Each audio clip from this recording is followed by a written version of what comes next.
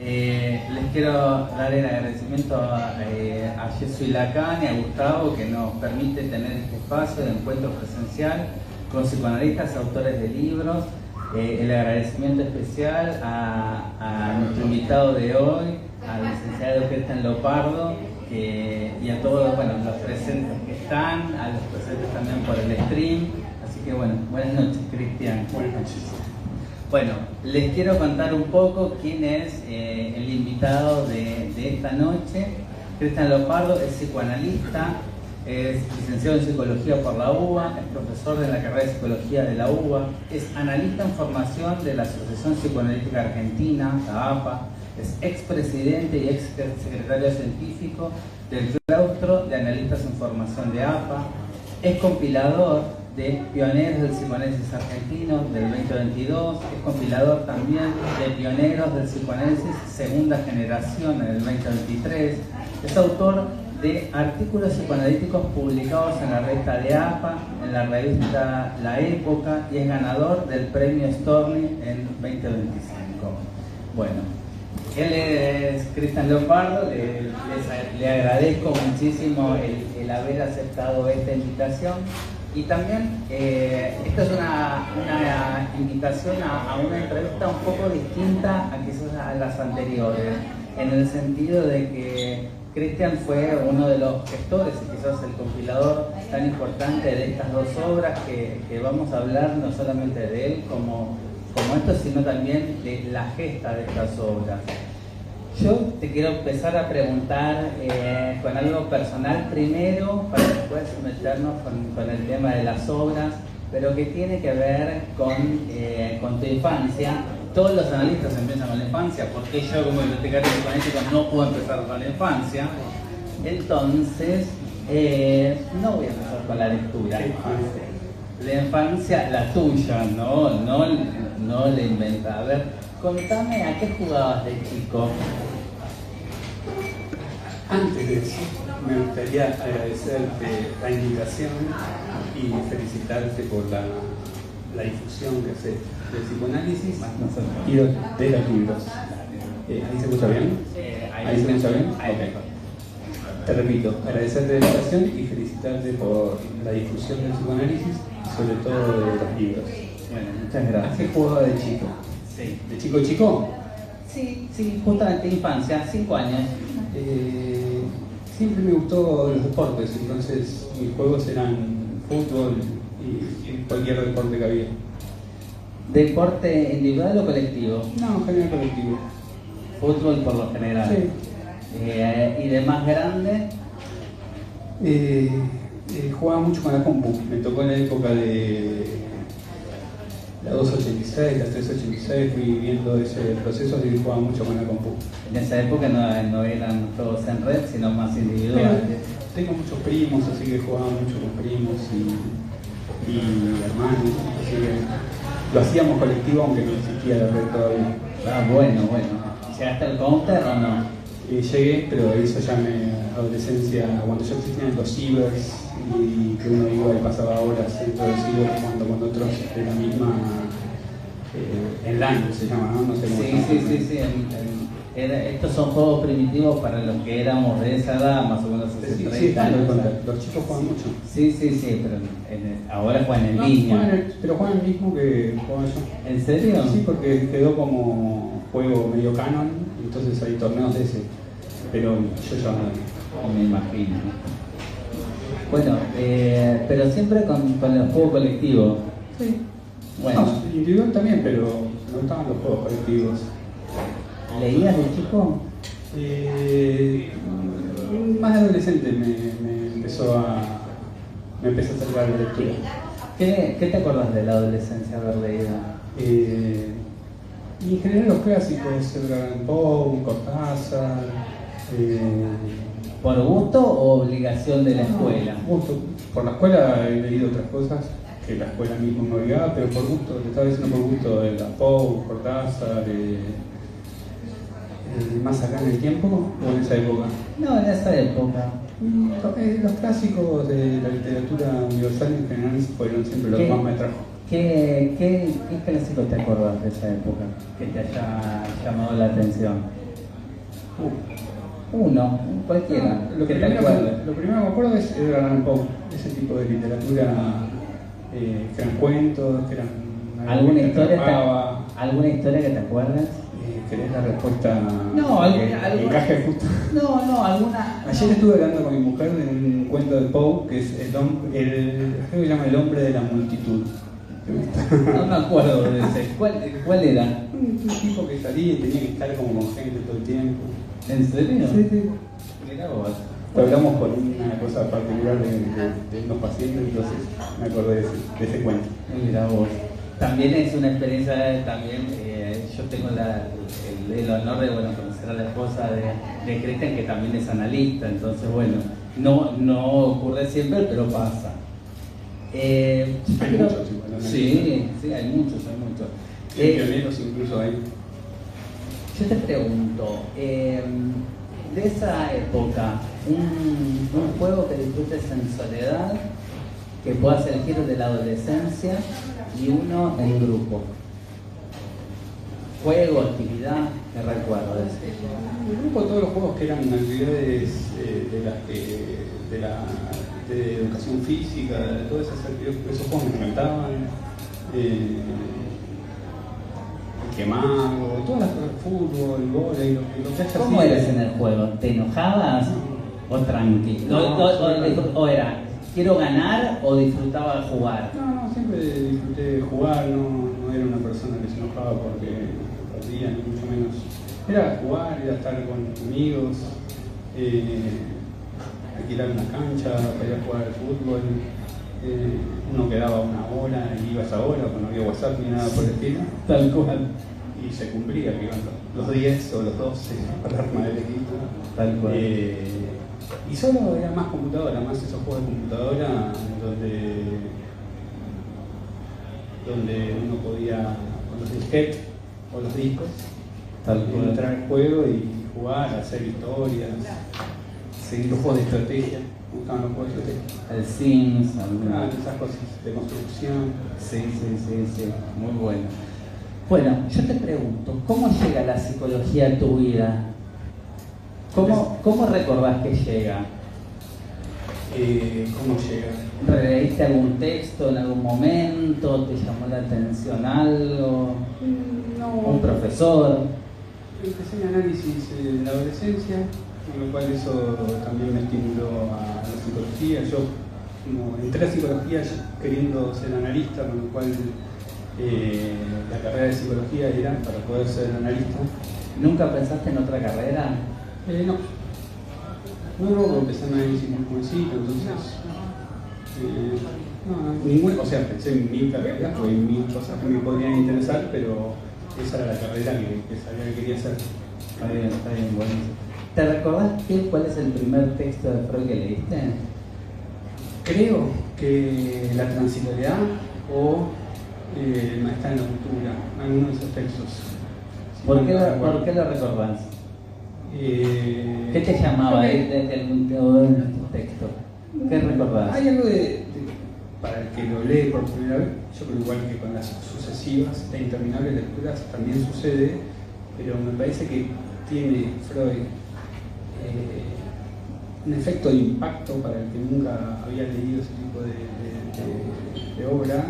Me parece que me resultó como muy atractivo las cosas que decía que ni había pensado, era un chico, que no había ni imaginado. ¿Vos lo leíste? O El porvenir de ilusión también. ¿Vos lo leíste antes de entrar a la facultad? Creo que sí. Sí. No, seguro, sí. Claro, está bien. Bueno, buenísimo porque me decís. Y yo te pregunto una cosa. Cuando vos estás haciendo la carrera de psicología, vos decís, bueno, yo quiero ser psicoanalista.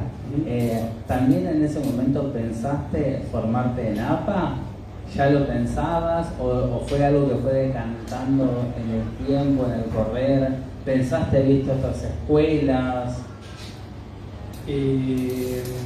No. Siempre APA estaba como referencia porque me parece que hay algo de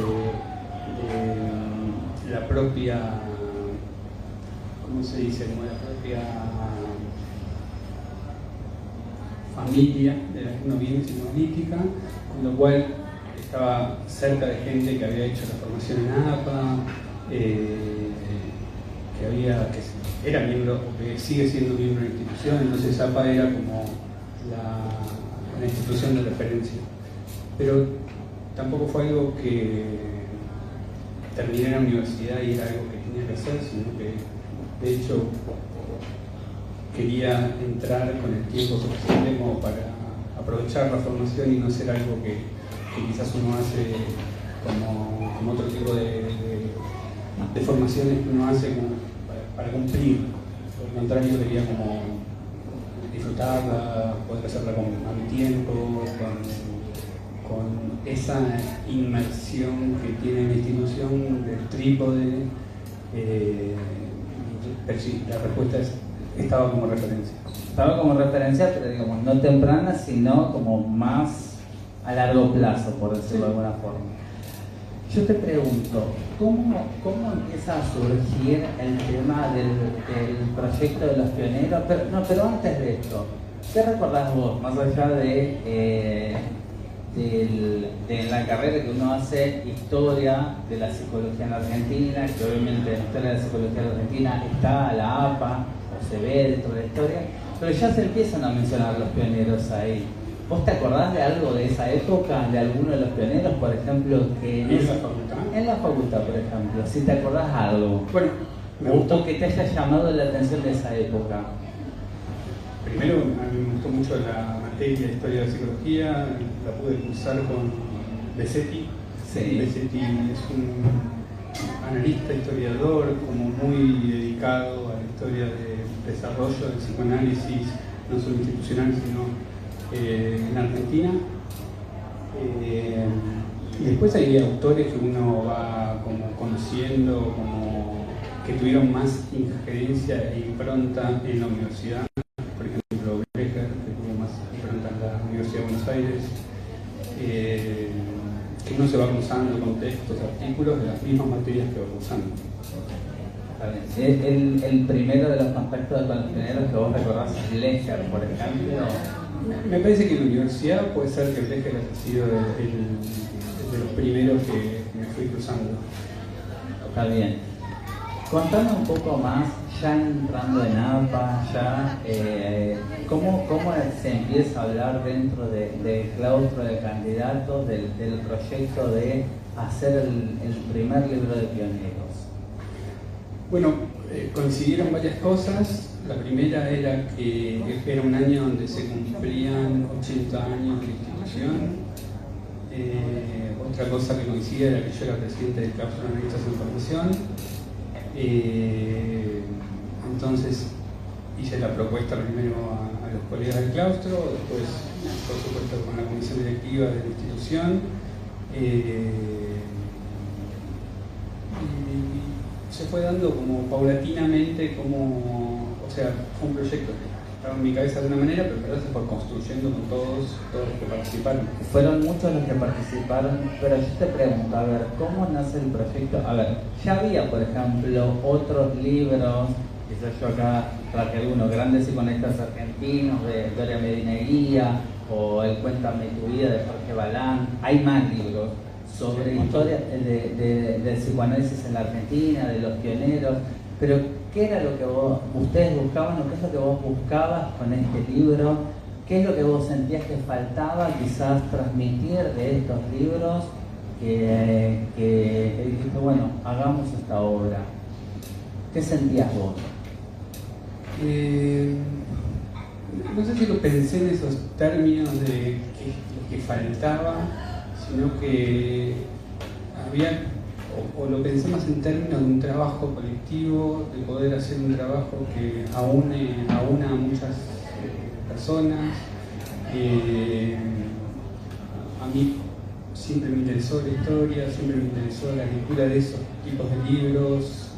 Cuéntame tu vida, ya en facultad ya tenía contraleído, me interesaban ese tipo de historias.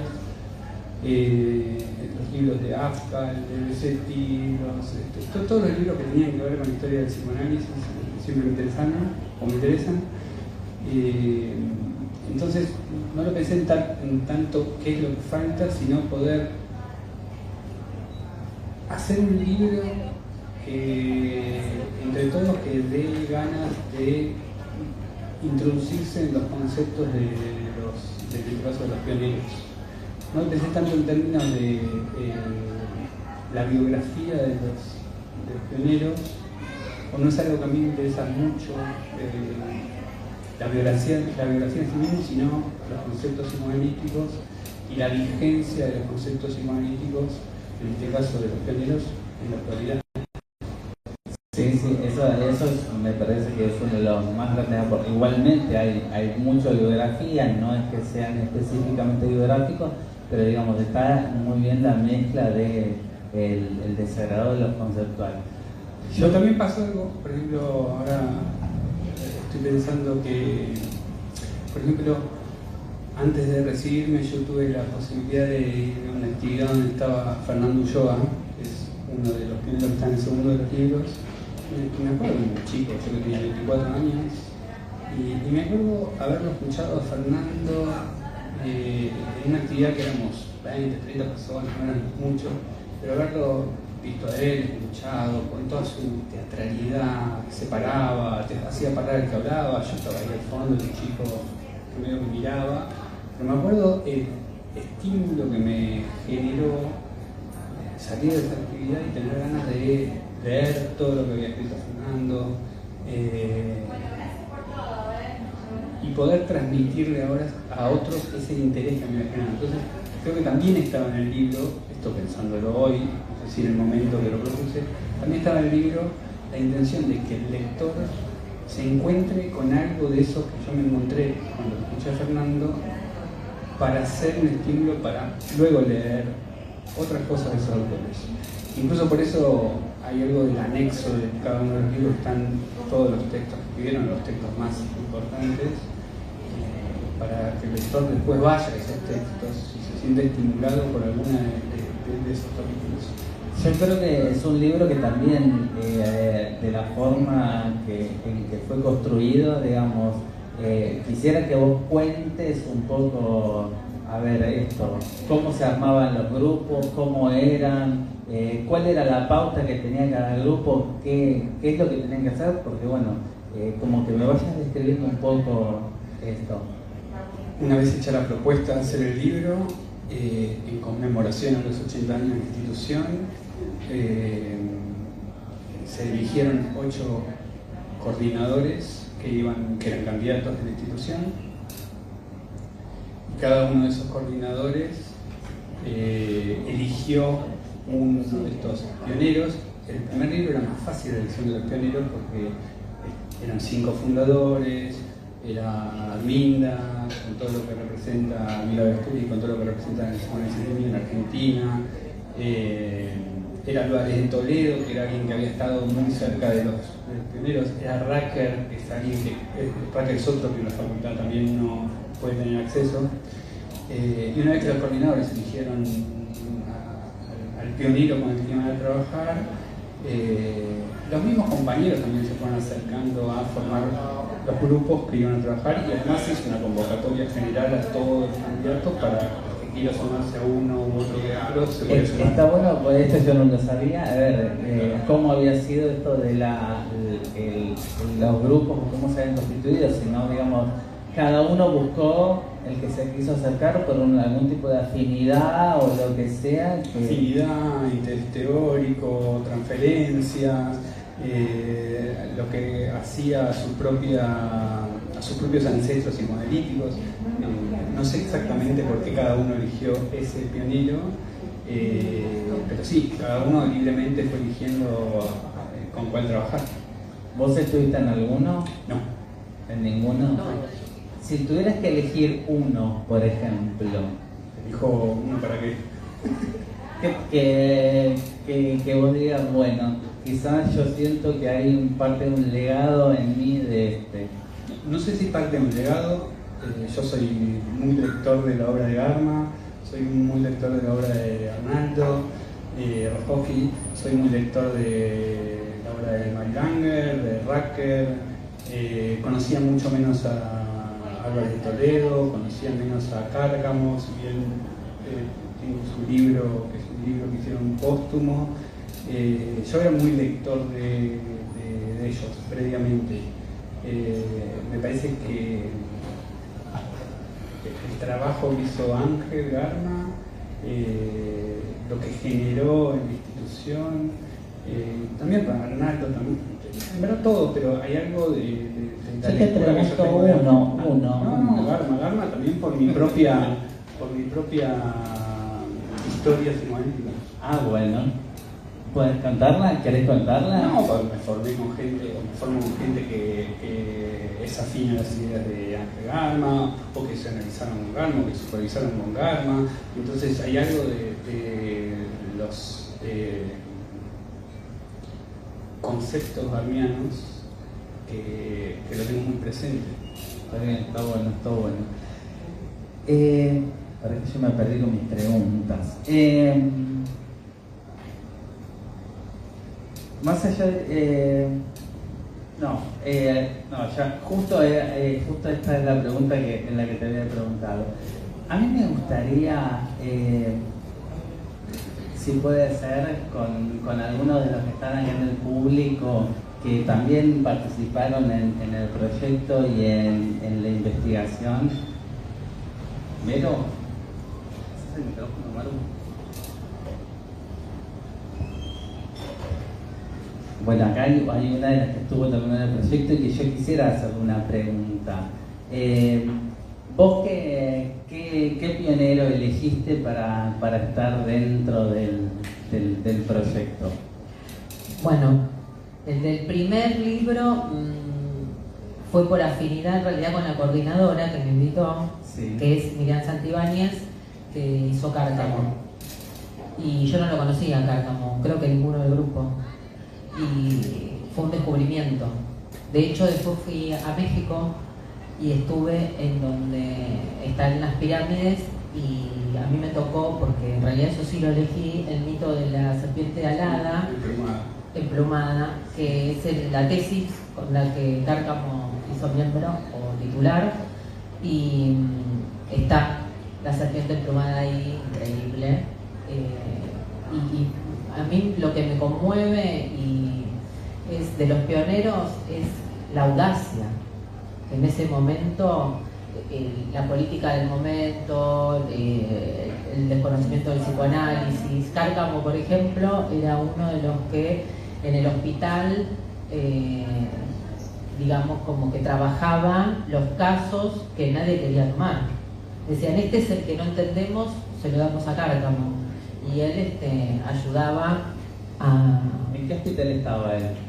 ¿Te acordás? No, está en el libro.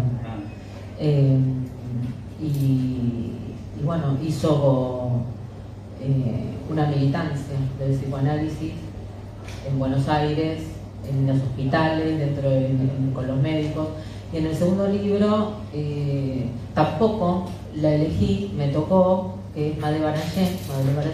Estoy profundamente agradecida de que me haya invitado primero Cristian y después de que me haya tocado Madeleine, que tampoco la conocía, sí, porque era mencionada de otros analistas conocidos, contemporáneos por ahí, Granel, que sí fue mi maestro, pero me hice un objetivo cumplido, lectora y estudiosa de Baraché a raíz del libro, y es una de mis referentes teóricas y en la clínica.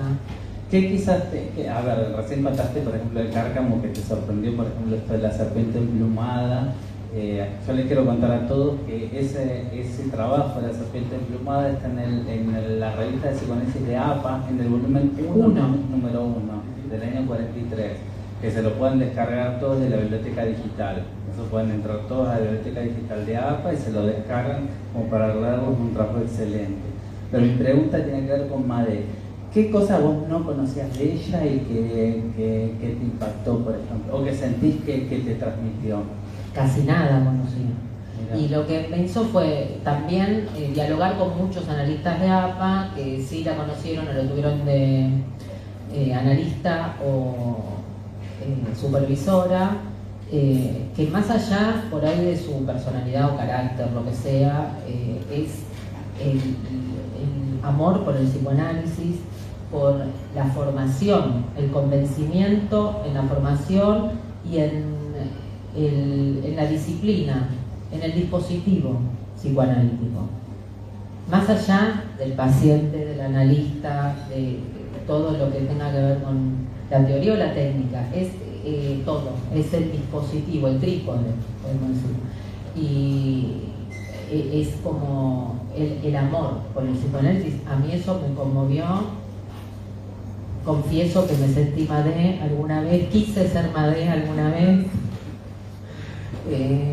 y aprendí muchísimo con los libros. Sí puedo contar también que Cristian, que no puede elegir un autor, estaba en todos los autores. Estaba en todo, en el punto y coma, en la comilla, en el paréntesis. Pero querés que en todo. Uno. Estaba en todo. Es muy difícil igual elegir a uno, porque hay algo que también estaba interés para hacer los libros. Hay algo de encontrarse con cuánto tuvieron que ver estos tipos y estas tipas que hoy, por ejemplo, en Argentina vayas a la peluquería y la peluquera te habla de una persona narcisista, o vayas a la verdulería y el verdulero te habla de un concepto psicoanalítico que sea proyección, no sé, digo por decir. Cuando uno se mete en las conceptualizaciones, en las biografías incluso de esta gente, la gente al que el psicoanálisis le cambió la vida, le dio como propósito, vivían del psicoanálisis, pero además se encargaron de difundir el psicoanálisis en el país en diferentes ámbitos. Estaban los que estaban en los hospitales, estaban los que estaban en la universidad, estaban los que estaban en la institución, estaban los que estaban en la tele, lo que hizo Arnaldo en la tele o Abadi en la tele, y con esa pasión por la transmisión, con sus diferentes características, porque era muy distinto el modo de Abadi y el modo de Garma, o Aberasturi haciendo la traducción con Betty de Melanie Klein. Entonces es difícil elegir porque cada uno tuvo lo suyo, en ese sentido. Bueno, cuentan las leyendas de que Cárcamo era uno de los que le fue a transmitir el psicoanálisis a Mauricio Goldenberg, que después formó el Lanús. Eso es lo que él dice. Sí. No sé. Y también es muy interesante, o por lo menos a mí me resulta interesante, que eran personas de distintas procedencias, distintas ideologías, distintos pensamientos teóricos, clínicos, y sin embargo estaban mancomunados en una cosa que era la difusión y la enseñanza del psicoanálisis y la posibilidad de que la institución crezca. Y también por eso es interesante, o para mí me resulta interesante, como el trabajo colectivo que logramos hacer. 48 candidatos en el primer libro, 52 en el segundo. El trabajo colectivo con nuestras diferencias, con nuestras familias psicoanalíticas distintas, ponernos a trabajar en un trabajo en común y desarrollarlo para tener estos libros. Yo sé que en parte de la elaboración de los libros era, por un lado, una parte de investigación bibliográfica muy fuerte y después otra parte de hablar con gente que los había conocido. Y es un libro que tiene mucho en lo biográfico, de lo testimonial, no tanto tiene biográfico, pero digamos en esta forma de como de primera mano, y que realmente en los dos libros bueno, hay mucha novedad en eso que es completamente distinto a otros libros. ¿Cómo fue esa experiencia? A ver, vos como coordinador y a Vero después si lo quiero contar como ella es parte del capítulo. Bueno, el primer libro tiene menos entrevistas y más trabajo de archivo y bibliográfico, y el segundo libro tiene, por ejemplo, el primero tiene 13 entrevistas, el segundo tiene casi 40 entrevistas, pero por una cuestión un poco lógica de que el segundo son pioneros de generaciones posteriores, con lo cual hay mucha más gente que lo llevó a conocer, tratar, supervisar, ser paciente. En cambio, los primeros ya van quedando muchos menos, e incluso muchos los conocieron cuando eran chiquitos. Entonces, por una cuestión medio que natural, se dio que el primero tiene más bibliografía y el segundo tiene más entrevistas. ¿Cómo fue la experiencia particularmente? Me parece que fue muy interesante. Por ahí que es una generalidad porque no están todos acá, pero me parece que es una experiencia enriquecedora para todos. Muchos me han comentado entrevistas que tuvieron con fulano, que lo invitaba al consultorio, que le mostraba el libro que le había regalado ese pionero, o las supervisiones que había hecho, o el contacto mismo, por ejemplo, con el hijo de Carvalhallé, con Denny. Y también la otra experiencia de ir al archivo, revisar el archivo, que vos sabés mucho más de esa experiencia, y por ahí encontrarse con cosas que hacen la historia. Por ejemplo, hoy leyendo los capítulos, leí la nota al pie en el capítulo de Álvarez de Toledo, que en su momento fue la primera presidenta de la institución, mujer, y que encontraron en el archivo el pedido para la policía, para el jefe de policía de la seccional cercana a la institución, para pedirles permisos para poder impartir las actividades de secretaría científica. Entonces también te habla como de una época, como un hallazgo archivístico, se dice, sí, un hallazgo archivístico, ese tipo de cosas que por ahí no se tienen presente o no tienen presente otro tipo de profesiones, pero para nosotros es importante. Yo puedo contarles a todos, realmente, en parte de esto del archivo, del trabajo.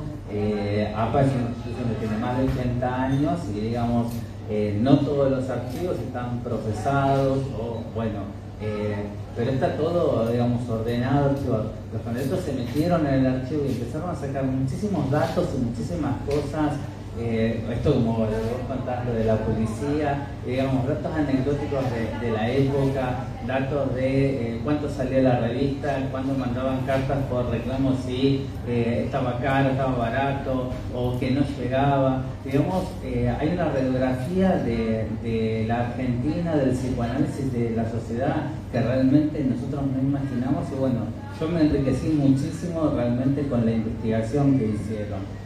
Pero vos me podés contar un poco sobre las entrevistas que pudieron hacer ustedes, o qué sentiste con esta experiencia de las entrevistas con quienes habían conocido a pioneros. Bueno, eso es algo lindo porque yo no la conocí a Madeleine personalmente, me hubiese encantado, pero por otro lado es como la conocí, es la Madeleine que nosotros construimos en el capítulo, ¿no? En la Biblioteca Nacional, una vez que nos encontramos para hablar sobre los archivos, estaba la nieta. Y yo contaba lo que había conocido de Madé y todos sus analizando o supervisando.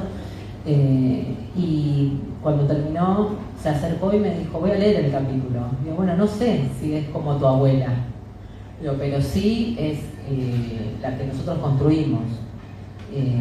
Y sí, también es esto, circular en la institución, entre todos, qué es lo que dejó, el legado también de ella en la institución, y que me parece que eso también estuvo buenísimo, fue muy enriquecedor conocernos un poco más íntimamente, porque contaban también sobre su análisis o su supervisión.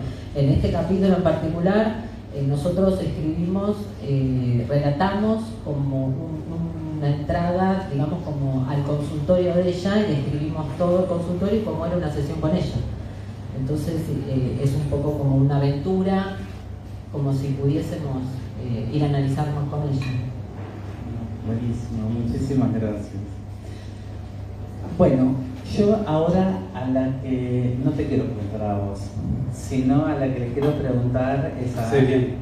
Hace bien. Hago muy bien, creo yo, que es a Sarita. Acá con nosotros está la doctora Sara Sussman de Riser, que fue una de las participantes también del proyecto, Pero Sara es justamente de las que fue entrevistada porque ella conoció a todos los pioneros de ambos libros y pudo dar su testimonio, pudo contarles, pudo transmitirles. Así que bueno, yo primero, Sarita, te agradezco muchísimo que estés acá en Yesulacán de forma presencial, que has aceptado también esta invitación. Vos sos parte de este proyecto. Contanos un momento como para ubicarnos. ¿En qué año entraste vos a APA? Bueno, yo venía conociendo a los que fueron los que fundaron APA, los conocí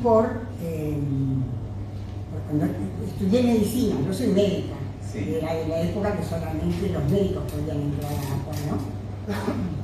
Y cursando medicina, Ángel Garma, Ronaldo Raskowski y Arminda Verasturi, la negra, como la llamábamos, daban charlas, conferencias en la facultad, en las aulas de anatomía de la facultad, ¿no? En las aulas de Galli, me acuerdo. Así, donde por la mañana estudiaba anatomía, y veíamos todos los trozos de un hombre muerto, una mujer, no sabíamos, no estaba identificado el sexo. Por la tarde escuchábamos a los psicoanalistas y ahí me atraparon esas charlas, todo lo que hablaban acerca del psicoanálisis. La primera que escuché fue Arminda Verasturi, que daba los sábados, me acuerdo, las charlas, y después algún día de semana daban a Naro Raskowski y Garma, todos. Al principio escuchaba con un poco de desconfianza, pero ¿de qué están hablando esta gente, no? Pero bueno, poco a poco fui entendiendo y bueno, mi elección de especialidad nació de allí, ¿no? Empecé a analizarme, al principio en el grupo, porque se usaba mucho el análisis del grupo, que era fantástico el análisis del grupo, no sé por qué ahora se hace tan poco. Nos analizamos muchos en grupo con un analista que yo elegí, un analista que se llamaba Gilberto Simões, que era brasilero. Estuve muchos años con él en el grupo, después individual, después hice el grupo de estudios con él. Y a partir de eso quise hacer también el didáctico, quise entrar a APA, pero ya yo había empezado a trabajar porque fui a Hospital Británico, que estaba Julio Taller, que era un pediatra muy famoso, y que permitía en su servicio que hiciéramos psicodiagnósticos infantiles y que recomendáramos que los chicos se analicen. Eso en el año 62, 1962, 1963. Porque yo empecé mi análisis didáctico en el 64, con Betty Garma. Ahí dejé, bueno, tuve que dejarlo a Gilberto Simões, con mucho dolor del alma, porque era muy buen análisis, bueno, el otro también fue bueno, con Betty Garma, y entré a los seminarios en 1965. Mi primer profesor fue José Blecher, cuyo adjunto era Abenburg, toda gente que, bueno, ya pasó a otra vida. Abenburg, que fue un gran psicoanalista, pero era el adjunto. Después tuve en otra de las materias a Mauricio Abadi, que estaba con Granell como ayudante. Así que imagínense, ¿no? Y Granell en ese momento dio un examen para pasar a profesor adjunto, porque antes no era como es ahora, que hay un profesor titular y un adjunto o colaborador, como se dice más, colaborador. Era un titular, un adjunto y un ayudante. Y allí el ayudante era Granell, y para pasar adjunto tuvo que dar un examen frente a toda la comisión de enseñanza, que venía toda la comisión de enseñanza a escucharlo como daba el examen. Inclusive me acuerdo con qué dio el examen, con la gradiva de Jensen, y todos nos preparamos mucho con todos los alumnos porque el seminario porque el seminario se lo calificaba de acuerdo a lo que él pudiera lograr que los alumnos hablen, no que diera clase magistral, que los alumnos tenían que participar y hablar. Entonces todos hablábamos un montón para que la granel le vaya bien, ¿de acuerdo con eso, no? Y después en el otro seminario, en primer año, estuve a Mont. Y el ayudante era Carlos Mario Aslan. O sea, gente gloriosa, ¿no? Sí, gente muy importante. Gente muy importante. Que tiene mucho trabajo, tiene mucho legado. Sí, que ha dejado mucho a la APA y fuera, en instituciones, en un montón de... Yo te pregunto, Sarita, cuando vos te convocan así, ¿qué sentís vos cuando decís, bueno, los analistas en formación quieren hacer este libro? ¿Qué sentís vos primero y después cuando te hacen las entrevistas? ¿A vos por quién te entrevistaron? Me entrevistaron por Betty Garma. ¿A vos qué te movió en el momento que te fueron a hacer la entrevista por Betty? Me movió todo mi recuerdo, mi historia con Betty, ¿no? Todo mi análisis, que fue... Ese análisis transcurrió junto prácticamente con mi casamiento, porque yo, el año que empecé mi análisis con Betty, fue el año que me casé. Así que, y Betty, con Ángel, porque en esa época el encuadre no era tan rígido, Betty y Ángel vinieron a mi fiesta. Primero, bueno, vinieron al civil, inclusive le mandé fotos a Alicia Gagarrigue, que es la que se ocupa de los archivos y todo eso, una foto donde está Betty con los que fueron mis dos testigos en mi casamiento, que fueron Julio Aray y Mauricio Knobel, dos grandes analistas que también ya fallecieron, que fueron mis testigos del casamiento civil. Y estamos allí en una foto, Betty, que vino a la fiesta, esa es la primera fiesta. Y después los dos vinieron a la fiesta importante, que fue otro día. Y Betty me regaló la torta. Así que me imagino lo que fue que te vinieran a hacer a vos esta entrevista. Sí. ¿Qué cosas, por ejemplo, recordaste que te empezaron a preguntar que no recordabas? ¿Recordás algo en particular? Sí, me preguntaron cómo analizaba, cómo consideraba yo ese análisis, y yo planteé que analizaba mucho los sueños, y que realmente fue un análisis muy exitoso, porque bueno, tendría que contar cosas muy íntimas. No vamos ahí. ¿Qué otras cosas surgieron que vos recuerdes y que quieras compartir que quizás no aparecieron en los libros? ¿Con Betty? Con los libros. Con los libros. Antes sí, los conocía todos, sí. Yo con Garma tuve una relación muy importante. Además de que ellos vinieron a mi fiesta y todo eso, con Garma hay toda una historia de que en el verano había una sucursal en Miramar. Eso era conocido también. Eso era muy conocido, ¿no? Sí. Todos íbamos a veranear a Miramar, los Knobel, que además eran muy amigos nuestros. Joey Knobel Freud, que ahora vive en España, era un chiquito de 5 años. Era un chiquito de 5 años muy simpático, muy agradable, que cuando yo fui la primera vez a Miramar, porque estaba veraneando en Villa Gesell con Alejandro, que éramos novios en ese momento, él me cedió su habitación para que nosotros nos quedáramos en Miramar, Y ahí conocimos más de cerca a los Garma, íbamos a la playa con ellos. Garma tenía en su casa un telescopio donde podíamos mirar la playa y otras cosas, mirábamos. Una cosa muy, muy linda, un recuerdo muy lindo, ¿no? Un departamento muy lindo que tenían ellos.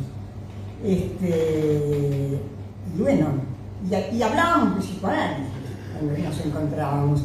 Yo creo que muchas de las ideas que me surgieron después de escribir un trabajo aparecieron mientras conversábamos entre todos, ¿no? ¿Qué cosa quisieras contar, por ejemplo, que no dijeron en los libros? Quizás algo que te acuerdes. Bueno, por ejemplo, con Ángel Garma, que además de esto, les cuento más social, sí. Estuvimos en un grupo de estudios durante cerca de 20 años. Era un grupo de estudios que se reunía los viernes de 8 a 10 de la mañana en la casa de él, ¿no? Y donde él no cobraba. Bueno, éramos todos ya adolescentes los que nos reuníamos en ese grupo. Y él no nos cobraba porque él decía que nosotros aprendíamos de él, pero él aprendía de nosotros. Y hicimos muchos trabajos juntos, hicimos muchos trabajos para la revista, hicimos mucho trabajo para presentaciones en congresos, de FEPAL y internacionales.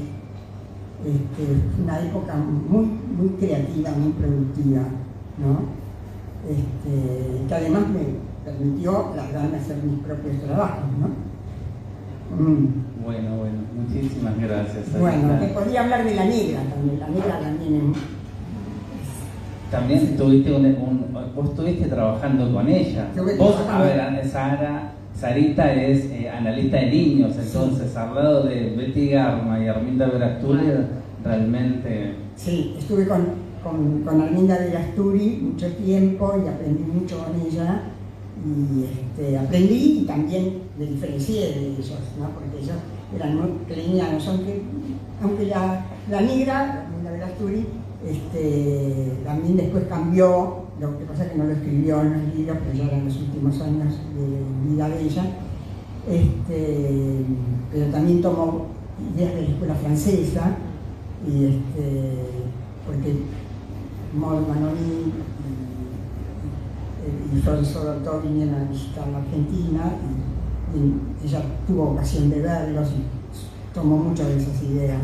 Y bueno, todo eso fue prendiendo en mí y bueno, tengo muy buenos recuerdos. Bueno, podría hablarte de todo. Yo te pregunto, en esto que vos estás mencionando, por ejemplo, esta influencia de François Dolto, de Maud Manoni en Arminda, ¿vos sentís que eso se transmitió al psicoanálisis argentino de niño? Sí, muchísimo. Sí, la escuela francesa, el tema del deseo de los padres, ¿no? Del niño como síntoma de los padres, todo eso. No, antes era el niño que se trataba solo, que tenía que venir solo a tratarse, y después era un niño que uno tenía que escuchar a los padres, porque a través del discurso de los padres uno descubría mucho de lo que le pasaba al niño. ¿Y qué es lo que yo hago, no, cuando trabajo con niños? Bueno, muchísimas gracias por contarnos esta parte importantísima de la historia. Yo te agradezco muchísimo, Sarita. Sí. Yo te quiero preguntar, volvemos con Cristian. Si hubiera una tercera edición de Pioneros, a tu criterio, ¿quiénes estarían? ¿Qué pioneros? Claro. Un poco los que fue nombrando Sarita, estaría Nobel, no sé, lo pienso ahora en voz alta, Nobel, Granel, Cesio, Grimberg, probablemente Chegoyen, no solo de APA, me parece que tenemos un psicoanálisis, una escuela argentina, siempre se habla de la escuela francesa, la escuela inglesa, la escuela vienesa, pero me parece que tenemos una escuela argentina tan importante y tan vasta que por suerte se podría escribir 3 o 4 libros. En ese sentido es... ¿Algún otro nombre más que te darías? ¿Qué dije ya? Dije Chegoyen, dije Grimberg, dije... Lieberman. Lieberman también ya está. También está. Abuchaem. Bueno, Abuchaem pues. Dije Cesio. Dije Rodríguez. Y saliendo de APA. Bueno, Echegoyen no es de APA. No, bueno, estuvo en APA, se formó en APA, creo que se llega. Pero yo te pregunto, quizás un Mazota, por ejemplo. Mazota. Sí, me refiero a la escuela argentina, no necesariamente. Sí, por eso te pregunto, ¿qué otras personalidades realmente Mazota tuvo una influencia importante en el psicoanálisis argentino? ¿Cuál pondrías? Que vos no mencionaste, quizás Granel. Sí, Sí, lo mencionó. Ah, Lo mencionó. Entonces no te escuché, perdón. No, encuentro que eso me parece perfecto. Sí. Te quería seguir preguntando ahora. Me perdí con las preguntas. Si tuvieras la oportunidad de debatir o preguntarle algo a alguno de todos estos pioneros, agarras a uno que decís, quiero preguntarle algo. ¿A quién agarras y qué le preguntas? Uno. En la otra ya tenés que pasar. Muy difícil. En esta no te la dejo. No, muy difícil. Jugate con uno. A ver, Garman, que vos me dijiste, o vos, Blecher, o Racker, o quien Pero tengo que pensar una pregunta que ¿Qué le preguntarías? ¿O qué decir, no sé, querés discutirle a Racker la contratransferencia? ¿Qué sé yo? Lo que vos quieras. No discutiría, escucharía lo que tienen para decir. Bueno, pero No me llegues a ese terreno. No, pero bueno, uno que quizás quieras preguntarle algo. No, creo que siguiendo con Garma le preguntaría acerca de. Mira, le preguntaría ahora que lo pienso a Arnaldo, acerca de lo que pensaría hoy con sus conceptos de suicidio, de lo que pensaría hoy con la situación en el mundo, guerras y demás. ¿Qué pensaría de eso? Bueno, está buenísimo. ¿Cómo lo articularía en ese sentido? Está muy bueno. ¿Qué te hace enojar o poner de mal humor?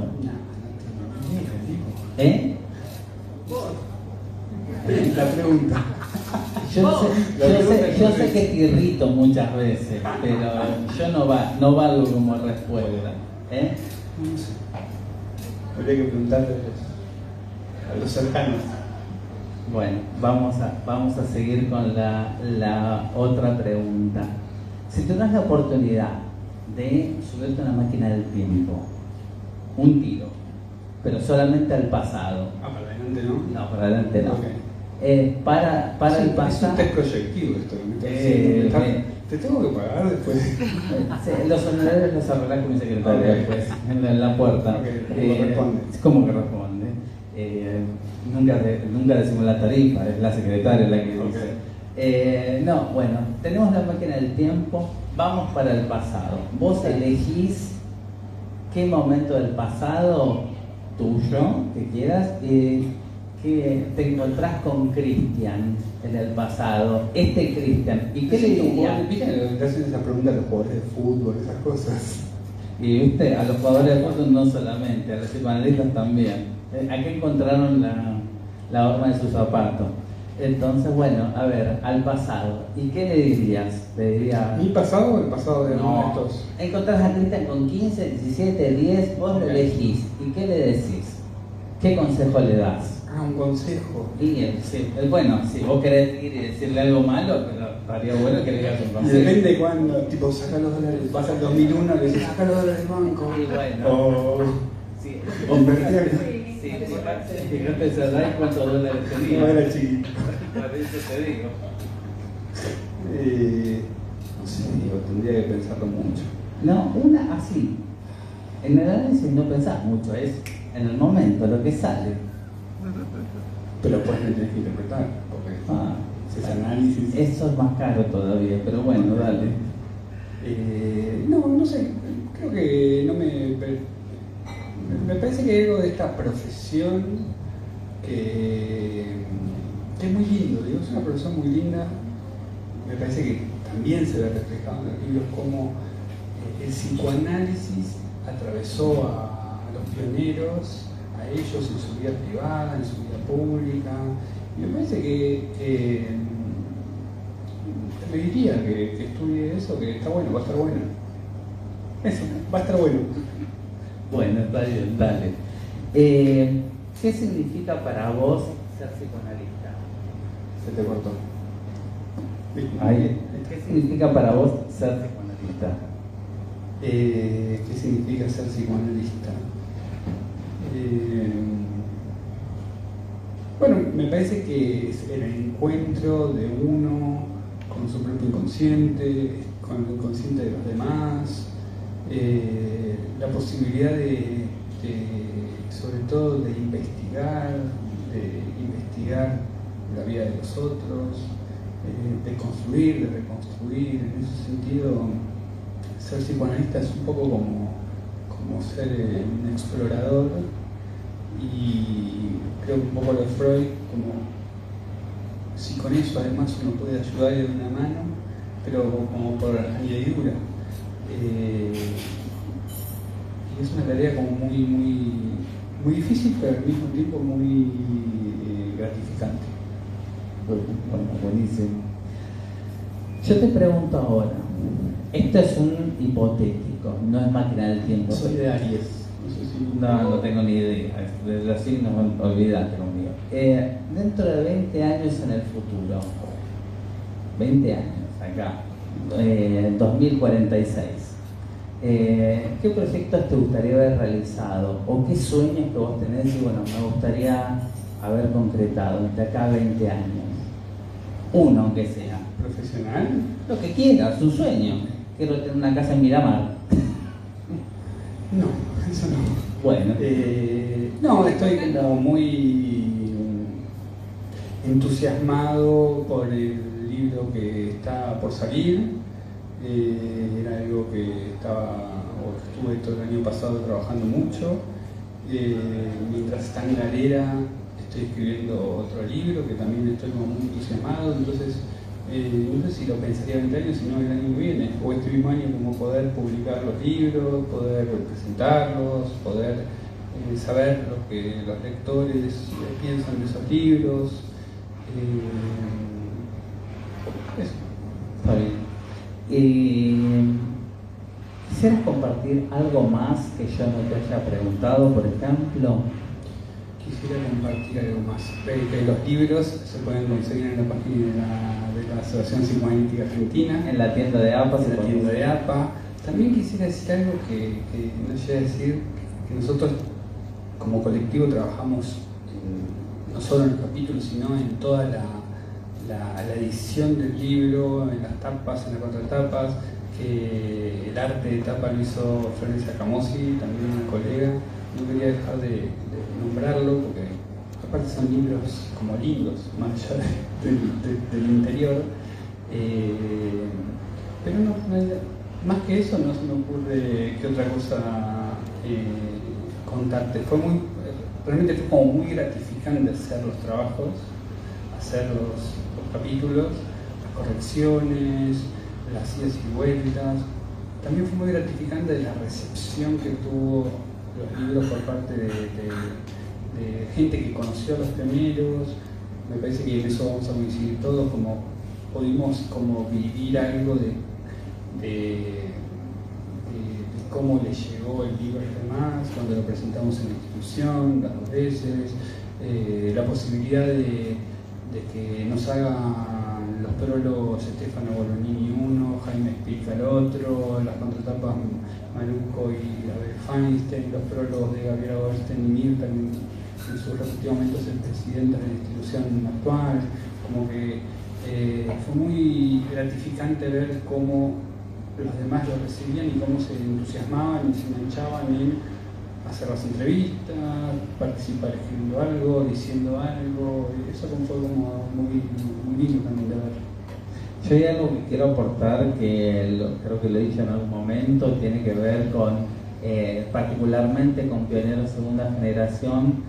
Yo te lo he dicho, Cristian, más de una vez, para mí era un libro que faltaba, en el sentido de que no había un libro específico que hablara sobre Lieberman, sobre Ochoa, sobre Madé Baranchet.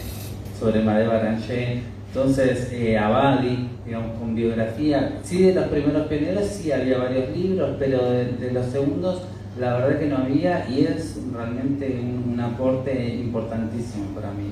Así que bueno, ahora quiero abrir al público que quiera hacer alguna pregunta, al stream también que quiera hacer alguna pregunta. Así que bueno, no sé si hay alguno que quiera preguntar algo acá o contar algo, compartir. Hola. Hola.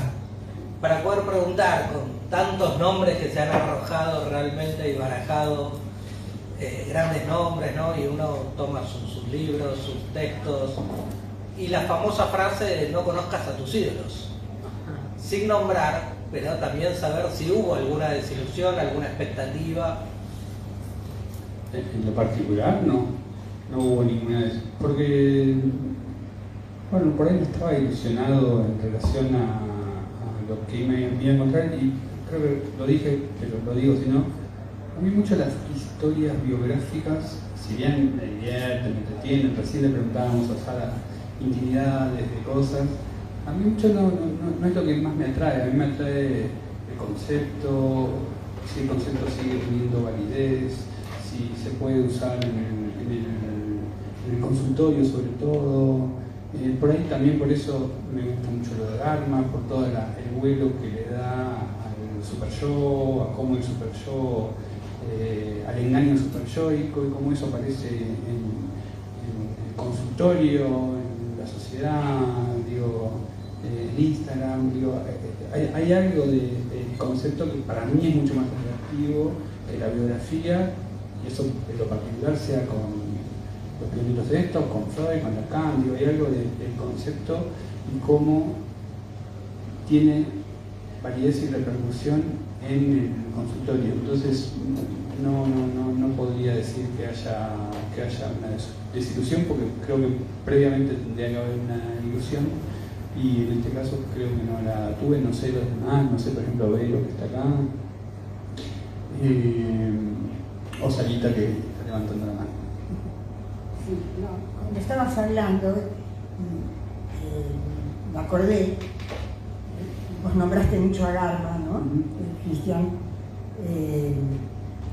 y pensé, Garma se pondría muy contento con el trabajo que vos escribiste y que ganaste el premio acerca de la pesadilla, porque vos pones el énfasis en la pesadilla, y para Garma todos los sueños son pesadillas, solo que enmascaradas.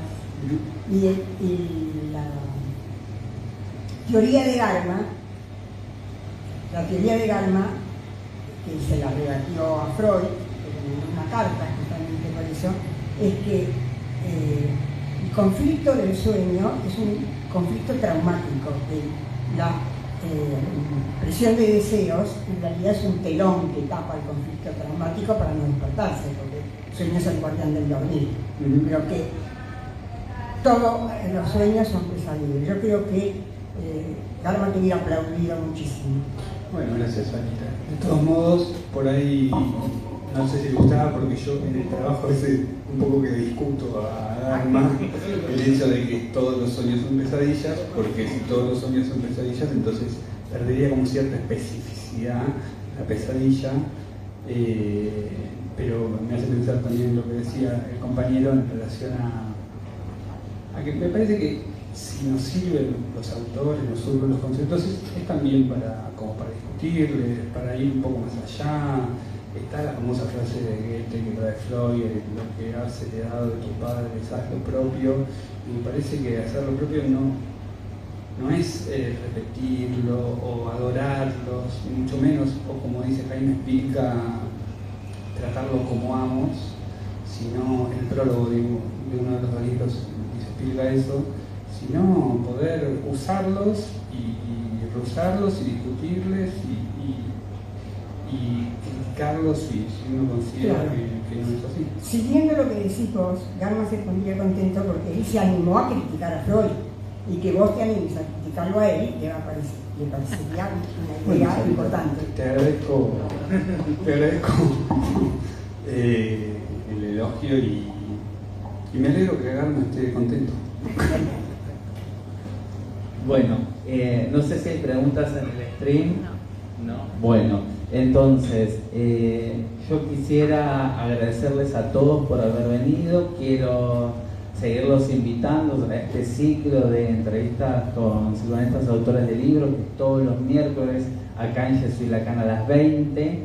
Y también invitarlos especialmente el 28 de marzo, que se va a hacer la Feria del Libro Psicoanalítico del sábado de 15 a 21 acá en Yesuilacán, Taconeando y Molière.